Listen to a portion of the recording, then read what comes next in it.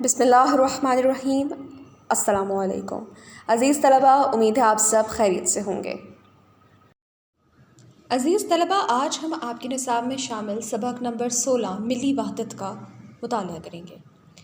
اس سبق میں آپ جان پائیں گے کہ کس طرح مسلمانوں نے وحدت ملی کو ترک کر دیا ہے، جس کی وجہ سے وہ زوال کا شکار ہے۔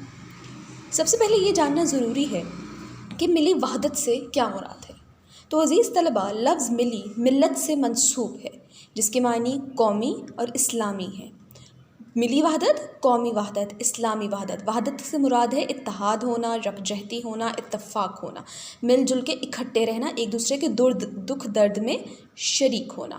تو ملی وحدت سے مراد ہے اسلامی وحدت، قومی وحدت، اور ملی کے مترادفات میں آ جاتا ہے دینی اور مذہبی۔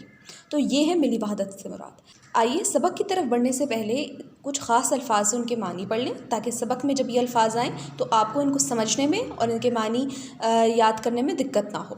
پہلا لفظ ہے تشویش۔ تشویش کا مطلب ہوتا ہے پریشانی۔ مظاہرہ، مظاہرہ کے لغوی معنی ہے ظاہر کرنا، یہاں پہ مراد ہے احتجاج کرنا۔ احتجاج، کسی کے خلاف آواز بلند کرنے کو احتجاج کہتے ہیں۔ قبلہ، کعبہ۔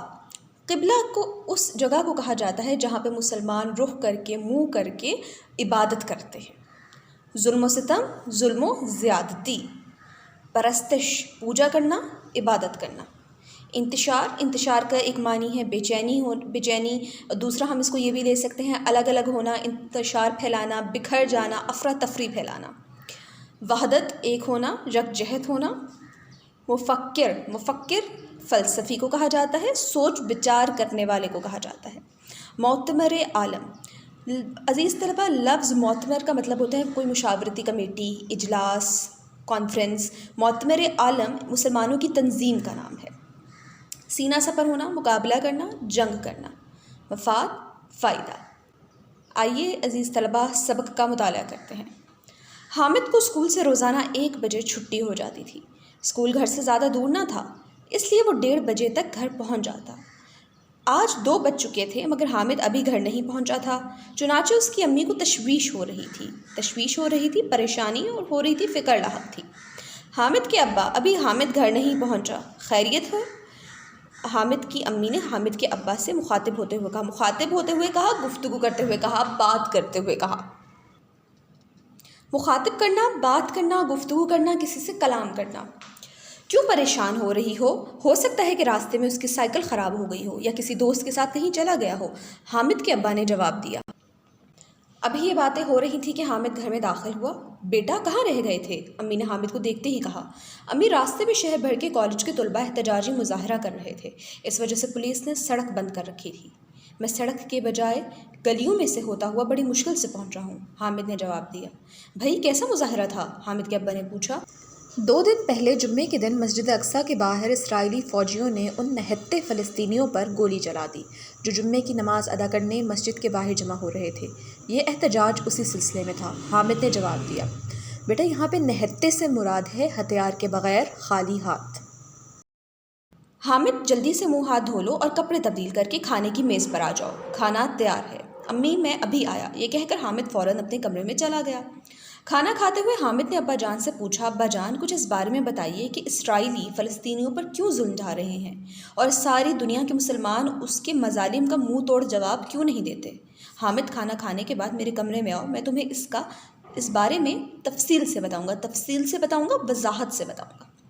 کھانا ختم کرنے کے بعد حامد اپنے ابا جان کے پاس جا کر بیٹھ گیا۔ حامد کے ابا کہنے لگے، حامد، دنیا کے جتنے بھی مسلمان ہیں وہ ایک خدا، ایک رسول صلی اللہ علیہ وآلہ وسلم، ایک کتاب اور ایک قبلے کو مانتے ہیں۔ اللہ تعالیٰ نے ان کے بارے میں ارشاد فرمایا ہے کہ مسلمان آپس میں بھائی بھائی ہیں، انہیں چاہیے کہ قرآن مجید کی تعلیمات پر عمل کریں اور تفرقہ بازی سے بچیں۔ بیٹا، تفرقہ بازی کا مطلب ہوتا ہے فرقہ بندی کرنا، انتشار پیدا کرنا، لڑائی ڈالنا، فرقوں میں بٹ جانا۔ یعنی ہم سب جانتے ہیں کہ ہمارا مذہب اسلام ہے، ہم دین اسلام کے ماننے والے ہیں، دین اسلام کے پیروں ہیں، ہمارا ایمان ہے کہ ہم سب مسلمان ہیں، لیکن اس کے اندر مختلف فرقے ہیں، وہ فرقے بھی مسلمان ہی ہیں۔ ہمیں چاہیے کہ ہم ان فرقہ بازی کو دیکھ کے، لسانی تعصبات سے ہٹ کے، ذات پات کے فرق سے ہٹ کے صرف دین اسلام کی بقا کے بارے میں سوچیں، انسانوی چیزوں میں پڑھ کے اپنا اصل مقصد نہ بھولیں۔ آئیے آگے پڑھتے ہیں۔ ہماری اسلامیات کی کتاب میں یہ لکھا ہوا ہے کہ نبی کریم صلی اللہ علیہ وآلہ وسلم کا ارشاد ہے کہ امت مسلمہ کی مثال ایک جسم کی سی ہے، جسم کے ایک حصے میں تکلیف ہو تو پورا جسم بے چین ہو جاتا ہے۔ حامد نے کہا تم درست کہہ رہے ہو، دنیا کے کسی خطے میں اگر مسلمان تکلیف میں ہو تو پوری امت مسلمہ پریشان ہو جاتی ہے۔ بیٹا کسی خطے کو کہا جاتا ہے زمین کا ٹکڑا، تو کسی خطے سے مراد ہوگی کہ زمین کے کسی بھی حصے میں اگر کوئی مسلمان تکلیف کا شکار ہوگا تو پوری امت مسلمہ اس درد کو محسوس کرے گی۔ مولانا ظفر علی خان نے کہتے ہیں اخوت اس کو کہتے ہیں چبھے کانٹا جو کابل میں، تو ہندوستان کا ہر پیر و جواں بےتاب ہو جائے۔ پیر بزرگ، اخوت اس کو کہتے ہیں۔ اخوت کا کیا مطلب ہوتا ہے؟ بھائی چارہ۔ مولانا ظفر علی خان اس شعر میں گویا بھائی چارے کی وضاحت کر رہے ہیں، بھائی چارے کی تعریف بیان کر رہے ہیں کہ بھائی چارہ ہوتا کیا ہے۔ بھائی چارے سے مراد یہ ہے کہ اگر کابل میں کسی شخص کو کانٹا بھی چبھ جائے، کابل میں کسی کے اوپر ظلم و مظالم اور ستم ڈھائے جائیں تو ہندوستان کے پیر و جواں بےتاب ہو جائیں گے، بے چین ہو جائیں گے، اس کے درد کو محسوس کریں گے، اس کی تکلیف میں کھڑے ہوں گے اس کے ساتھ۔ یہ ہوتی ہے اخوت کہ دنیا کے کسی بھی کونے میں اگر مسلمانوں پہ ظلم ڈھایا جا رہا ہے تو پوری دنیا کے مسلمان اس کے لیے آواز حق بلند کریں اور اس کا ساتھ دیں۔ یہ اس کو کہا جاتا ہے اخوت۔ یہ طلبہ کا مظاہرہ جس کا تم ذکر کر رہے ہو اسی وجہ سے ہو رہا تھا کہ فلسطینی مسلمانوں پر ظلم و ستم پاکستان کے مسلمانوں کے لیے ناقابل قبول ہے، ناقابل برداشت ہے۔ ہم اس کو بالکل بھی قبول نہیں کر سکتے، منظور نہیں کر سکتے۔ اسرائیل ایسا ملک ہے جس کی بنیاد ظلم اور زیادتی پر رکھی گئی ہے۔ فلسطین پر ناجائز قبضہ کرنے کے بعد اسے بنایا گیا۔ فلسطینی اس ظلم کے خلاف جب احتجاج کرتے ہیں تو اسرائیلی فوجی ان پر گولیاں برساتے ہیں۔ جب عالم اسلام سے اس کے خلاف مؤثر آواز نہیں اٹھتی، مؤثر ایسی آواز جو اثر رکھتی ہو، تو اسرائیلی حکومت کا حوصلہ مزید بڑھ جاتا ہے۔ حامد کے ابا نے گفتگو کرتے ہوئے کہا ابا جان کیا وجہ ہے کہ مسلمان تعداد میں 1 ارب سے زیادہ ہونے کے باوجود دنیا کے مختلف علاقوں میں جبر و ظلم کا شکار ہیں؟ حامد نے ابا جان سے پوچھا۔ سوال کا جواب دیتے ہوئے حامد کے ابا کہنے لگے بیٹا امت مسلمہ کی بدقسمتی یہ ہے کہ اس میں خاندانی اور نسلی فخر اور تفرقہ بازی شامل ہو چکے ہیں، جس سے امت مسلمہ کے اتحاد اور یکجہتی پر برا اثر پڑا ہے۔ یکجہتی، وحدت۔ خاندانی اور نسلی فخر اور تفرقہ بازی سے کیا مراد ہے بیٹا؟ عزیز طلبہ آپ کو بتاتے چلیں کہ مسلمانوں کی ایک بہت بڑی بدقسمتی یہ ہے، ایک کجی یہ ہے مسلمانوں کے اندر، امت مسلمہ کے اندر ایک برائی پائی جاتی ہے کہ ہم خاندانی، نسلی اور زبان، ذات پات، رنگ نسل کے تعصبات میں پڑ چکے ہیں۔ ہم نے چھوٹی، ثانوی اور معمولی چیزوں کی بنیاد پر بڑا ہونے کو اور چھوٹا ہونے کو کا معیار بنا لیا ہے، جبکہ ہم سب جانتے ہیں کہ حضور اکرم صلی اللہ علیہ وسلم یہ بتا گئے ہیں کہ تقوی ہی معیار ہے کسی کی بڑائی کا اور کسی کے کمتر ہونے کا، پرہیزگاری معیار ہے۔ کسی کو بھی حضور اکرم صلی اللہ علیہ وسلم نے جب یہ فرمایا کہ کسی عربی کو اجمی پر اور اجمی کو عربی پر فضیلت نہیں ہے سوائے تقوی کے، تو ہمارا فرض بنتا ہے کہ ہم حضور اکرم صلی اللہ علیہ وسلم کی ان تعلیمات پر عمل پیرا ہوں اور ان ثانوی اور جزوی چیزوں میں پڑھ کے اپنے اصل مقصد کو ہمارا کیا اصل مقصد ہے کہ ہم دین اسلام کی بقا سربلندی کے لیے کام کریں، جو کہ ہم فراموش کر بیٹھے ہیں۔ آگے پڑھتے ہیں۔ ابا جان کیا مسلمانوں کے اتحاد کے لیے کبھی کوشش نہیں کی گئی؟ حامد نے پوچھا۔ پہلی جنگ عظیم کے بعد سب سے زیادہ نقصان مسلمانوں کی وحدت ملی کو پہنچا، جس سے ان کی فوجی، معاشی اور سیاسی طاقت کو بہت زیادہ نقصان ہوا۔ اس صورتحال میں عالم اسلام کے مختلف علاقوں میں مسلمانوں کے اتحاد کی آوازیں بلند ہونے لگیں۔ مصر کے علامہ رشید رضا، افغانستان کے جمال الدین افغانی، ہندوستان کے محمد علی جوہر اور علامہ محمد اقبال رحمۃ اللہ علیہ، مراکش کے ایف عبد الکریم اور تیونس کے جناب سنیوسی اسلامی دنیا کے وہ مفکر تھے جنہوں نے مسلمانوں کے اتحاد کا نعرہ لگایا۔ چنانچہ 1962 میں مکہ مکرمہ میں مختلف اسلامی مفکرین کا اجلاس ہوا، جس میں عالم اسلام کے مسائل پر غور و فکر کر کے ان کے حل کی تجاویز مرتب کی گئیں۔ مرتب کرنا، ترتیب دینا، تجاویز، اصلاحات پیش کی گئیں، مشورے دیے گئے، تجویزیں پیش کی گئیں کہ جس کے ذریعے ہم مسلمانوں کے مسائل کو حل کر سکیں۔ اسی اجلاس میں ایک ادارے کی بنیاد رکھی گئی جو معتمر عالمی اسلامی کے نام سے مشہور ہے۔ یہ ادارہ مسلمانوں کی فلاح اور بہبود کے لیے کوشاں ہے، بھلائی کے لیے کوشاں ہے، کوشش کر رہا ہے۔ کون سا ادارہ؟ معتمر عالم اسلامی، جس کو ہم ورلڈ مسلم آرگنائزیشن بھی کہتے ہیں۔ ابا جان اس کے علاوہ کوئی اور مسلمانوں کی تنظیم بھی ہے جو عالم اسلام کے مفاد کے لیے کام کر رہی ہو؟